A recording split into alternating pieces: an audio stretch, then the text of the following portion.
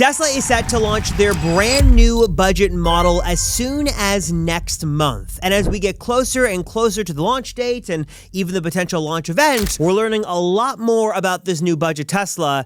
Some good and some bad stuff you need to know ASAP. This new model continues to leak out every single day, and the more we learn, the better and worse this thing gets, because in a lot of ways it's great, but also does bring with it some pretty major compromises. Let me tell you everything we know about this new budget Model 2 Model Q vehicle. I know $99 a month sounds crazy, but let me tell you why, and evidence backs this up. This might be the price of this all-new budget Tesla, because yes, Tesla's looking to make this the best deal in the business. Also, speaking of deals, my friends at Sentry Pro, an amazing Tesla companion app, are running a limited time, a lifetime special where you can buy once and get instant access to all the features for 20% off. I'll share a bit more about this app and what it can do and why you can save for a limited time in just a moment. Now, while the name of this vehicle might still be a mystery, everything else is kind of already confirmed. Tesla and Elon themselves already confirmed a Q4 launch of this vehicle is happening. Like I mentioned,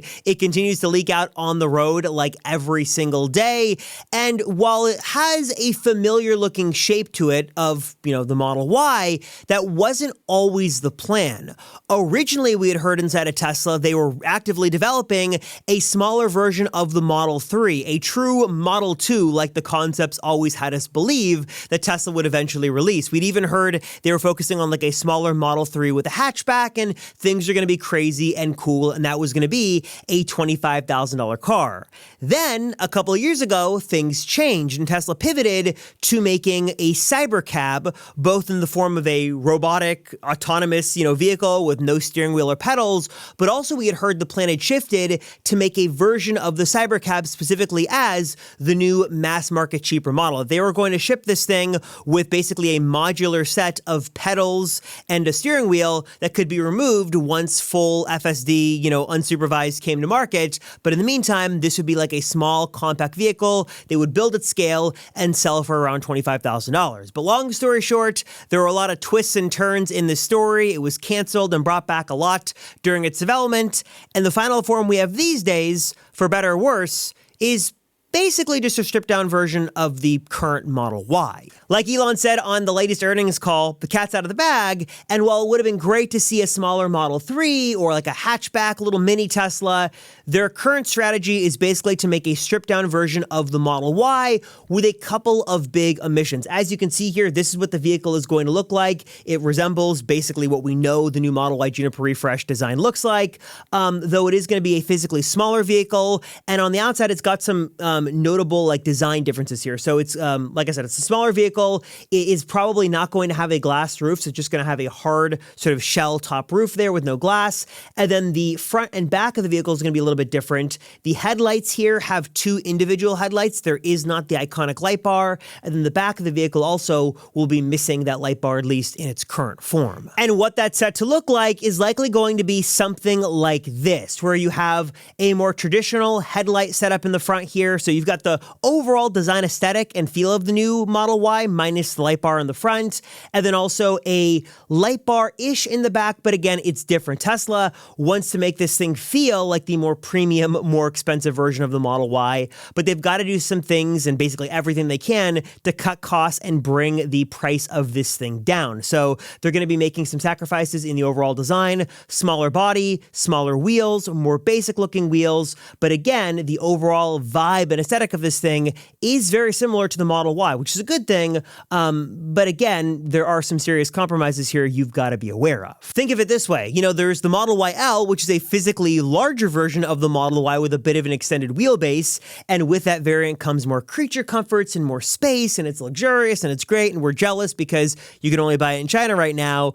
But the flip side of that is going to be a budget model that's going to be a little bit more compacted. So it's going to be basically the same, but you're going to be losing out on more of those creature comforts TPARTS, more of those amenities, and I'd imagine, I'll come back to range in a moment, there will be a physically smaller battery inside of there as well. Again, Tesla's doing everything they can to cut down on costs of this vehicle. And while there have been plenty of spottings of this thing driving around on roads around the world, as this is intended to be an international variant of a Tesla you can buy, the inside has been more mysterious, though a recent leaked video has sort of given us our best look yet, at least the best look to date, and it shows us a couple of interesting things. So here's the outside here, nothing new. It's sort of the headlights and everything I've shown off previously, though it will have a front bumper camera, which is interesting, and then the smaller wheels, of course. But the inside here does have a couple of interesting characteristics. The main thing that surprised me was that by the evidence we have in this video, it actually does appear to have leather seats. It doesn't look to be the textile material of the cloth, though I could be wrong on that, but it looks like it could be leather seats.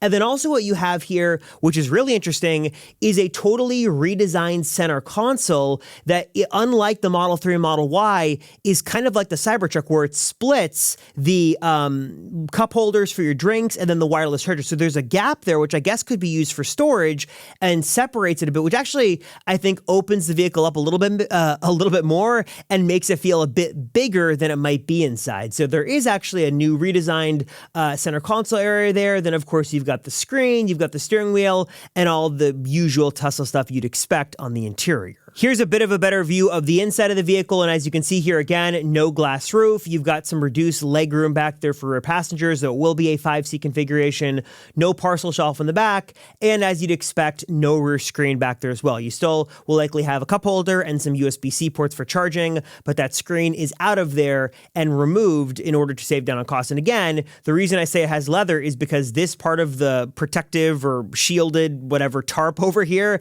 has been taken down, and it does look like it's leather and not textile, which is interesting given the fact that I think going with cloth would save them even more money on this thing. And again, looking at what Tesla has done with some of their other variants around the world, we can sort of put the pieces together here and assume that that will be a similar playbook here. So what you're missing out on in terms of the interior stuff is no rear screen. You likely will not have RGB ambient lighting. If there's going to be any ambient lighting, it'll likely only be white, so just keep that in mind if you care about that stuff. There have been rumors of a slightly smaller screen on this vehicle, which could happen, could not happen, but the Tesla software will remain unchanged. Also, no ventilated seats in the front, so you likely will have heated seats in the front, but no cooled ventilated seats. And there is some question about if the rear seats will have any heated functionality or if they'll just be regular old dumb seats. We don't know about that. And then, of course, what Tesla always does with their base models is they put in what they call a partial premium sound system. So usually that means less speakers,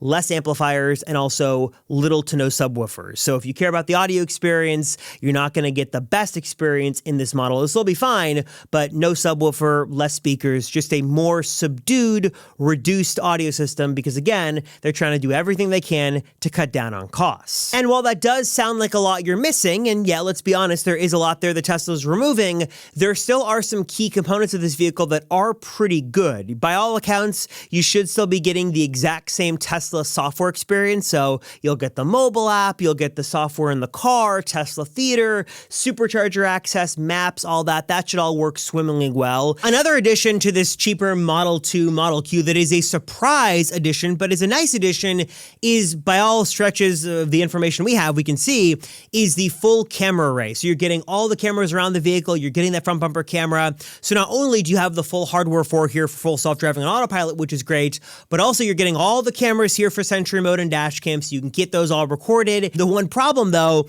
is that no matter the Tesla model, you're not going to get live real-time alerts when Sentry Mode goes off. So if someone is keying your car, vandalizing your car, just doing something around your car that you want to be aware about, you'll never know because Tesla system won't let you know, which is why I love empowering owners with Sentry Pro, because this is the way, it's an app for iOS or Android, to turn a Sentry Mode in your Tesla Pro, and you not only get live real-time alerts anytime Sentry Mode goes off, but also you can put your car on the offensive, and there's some new beta actions that will allow you to honk the horn or flash the light anytime Sentry Mode is activated. So if someone's maybe up to no good around your car, peering it or something happens, your car is honking the horn saying, hey, It knows what's going on, Sentry mode is activated, and you need to get away. And also, you're getting that real-time alert so you can jump into the cameras. It is that extra functionality and that peace of mind that makes Sentry Pro worth every penny. By the way, you can try it for free on iOS or Android, so try it and see how it works for your Tesla. But if you do want to move forward with it, there are, of course,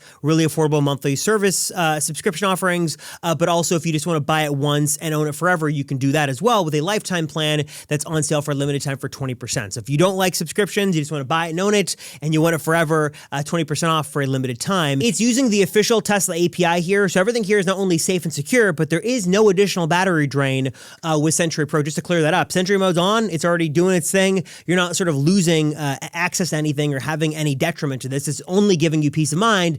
And also, because it's all safe and secure and going through the Tesla API, every single Tesla model and every model on your account is going to work. So if you've got S, X, 3, Y, Cybertruck, whatever it is, Sentry Pro is going to work and give you much needed peace of mind. It is great. I love Sentry Pro. The reviews speak for themselves. People around the world love it as well. So if you want to learn more, check it out for yourself today. Try it totally for free, iOS or Android. Again, so no phone allegiance here. Whatever you've got, it's going to work. Link is going to be down below. And of course, for a limited time, 20% off a lifetime plan. So check out Sentry Pro. See how it's going to make Sentry Mode Pro in your Tesla. Try it for your day and get that peace of mind at the link right down below in the description. Description is the right word. Link down below in the description to check out the subscription or buy it for life and own it forever. And because Elon and Tesla have confirmed now on multiple occasions that this will be launching, at least in North America, for the first time in Q4, we could see this launch as soon as the tax credit ends.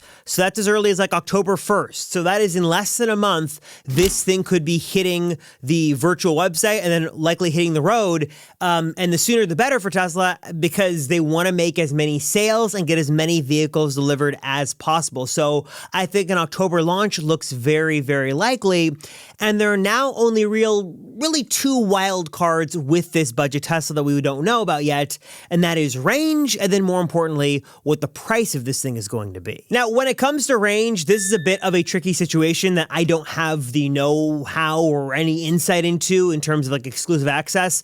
I'm going to bet that it's somewhere around 315, 320, 330 miles, given that is sort of the ballpark that I think Tesla would deem as acceptable, at least in EPA estimated range. Now, what's interesting is that the most range you can get in a current Model Y is the base model, because that is a rear-wheel drive offering. So I almost wonder if they could just reuse the exact same battery, as long as it fits, into that new budget Model Y and just kind of cut down on cost because they're already producing those at scale. Or I wonder if what we could see is them use the exact same battery pack, but then software lock it down in capacity a bit and then reduce the range that way. We have seen them on their budget models, software lock features then allow you to pay and get access to more later on. We've seen it in a lot of different scenarios. So that is definitely something I think we could see, but we still just don't know what range is going to be just yet on that budget model. And then, of course, really what is going to be the make or break thing about this model is going to be price, because for a long time, Tesla was aiming towards a $25,000 budget vehicle, with that sort of being the goal.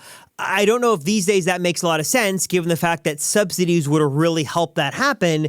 And now the federal tax credit, all that stuff is going away. I don't think $25,000 is in fact doable. Maybe $30,000, $30-ish thousand, hopefully under 35, but $25,000, I don't think that's the price we're going to see. But I think Tesla might have a different strategy they're going to implement with this thing. I know I get a lot of hate for this in the comments, but let me sort of explain for a moment. Hear me out on why a $99 per month price for this thing actually does make a lot of sense. Now, yes, of course, Tesla could go the traditional route. They could slap an MSRP price on that and sell it that way for like $35,000 or whatever it is. They could lease the vehicles out themselves or work with banks to do leasing. But I wonder if Tesla could, in this case, actually do a subscription offering for the vehicle, where technically you don't own the vehicle, but you're in sort of a subscription offering where you could have it for a month, 2 months, 3 months, or maybe there's, predefined slots where you're paying for access to it when you need it and then not paying for it when you don't need it. The one advantage I see for them there that way is that they could sort of be the bank or the lease company in a sense, and they would hold the vehicles and they wouldn't have to go through some kind of crazy financing if they went through some sort of subscription offering. It sounds crazy, but that's certainly one way they could do it and bring costs down. And in their, future, the not so distant future of everyone using full self-driving unsupervised, wouldn't it make more sense to do a subscription offering for a vehicle for a year rather than a 3-year lease or something more long-term? That might be to their advantage. And the other way I think Tesla could really work to bring the price of this vehicle down on a monthly basis is by utilizing their own incentives to work as sort of credits. So what I mean by that is I just showed off, I don't know if the video's out yet, it'll be coming out pretty soon if it's not out already, a new Tesla reward system that some code is leaked that Tesla is working to gamify the ownership experience, and they're going to start to reward owners for doing certain things. Maybe it's visiting certain superchargers and leaving reviews. Maybe it's driving X amount of miles per month or per week on full self-driving, things like that is valuable to Tesla, and they can turn around and reward owners for that by giving them Tesla credits or supercharging miles, so on and so forth.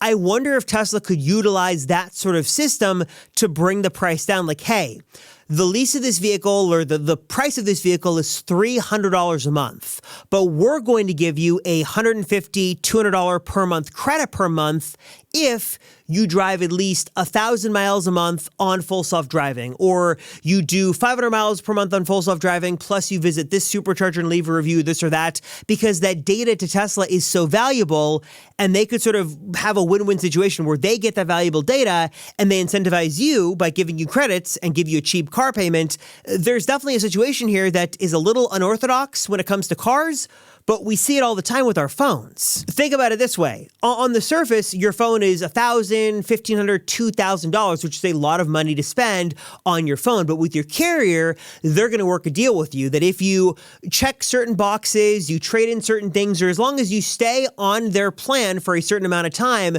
they're going to make the phone $30 a month, and they're going to credit you with promotional credits every single month to bring the cost of the phone down. So while the price of this thing is $2,000, you're only paying $10, $15 a month, whatever it is, or in some cases, they'll give it away to you for free if you sign a 3-year deal with them. I think the same logic could be done at scale with this budget Tesla, that if you're willing to do certain things that are advantage to Tesla, like full self-driving miles, if you stay with them for 3 years or make certain commitments, they will credit you back in the form of monthly lease statements or monthly bill credits to bring the price of that vehicle down to something more like $100 or $150 a month. I know that sounds crazy, but I definitely think that is doable, and it makes so much sense if Tesla wants to make this, lower, cheaper model as big of a hit as they say they want to. Because while you will be making some compromises with this vehicle, there is really a lot to like about this thing. The overall design, the features it does have, the software experience,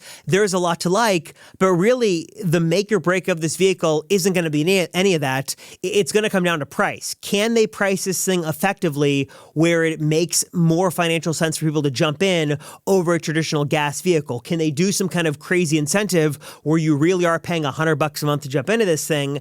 I think Tesla's going to have to get creative in terms of incentive, in terms of marketing, in terms of financing to make this happen. But I think if they can check enough of the boxes where the design is good, the features are good, the range is good, and the price is good, this could really be a big hit for the company. But again, they've got to get those factors locked in and make this attractive to customers. Of course, I've got a lot of thanks to give to a lot of my partners who make these videos possible. My friends at Drive Protected make the best DIY PPF you can get on the market. They've got options for every single Tesla. You can go the clear route, you can go the matte finish route. They've got ceramic coating options. They've got cleaning products as well. And best of all, is you can save so much money by doing this yourself. Don't go to the shop down the street. Don't go with some no-name company. Go with Drive Protected, your number one source, super high quality materials, and they will walk you through the process step by step, and you will save thousands of dollars by doing this yourself. And I promise you, if I can do it, you can do it. My code Rosenfeld will get you 10% off, so be sure to check out Drive Protected,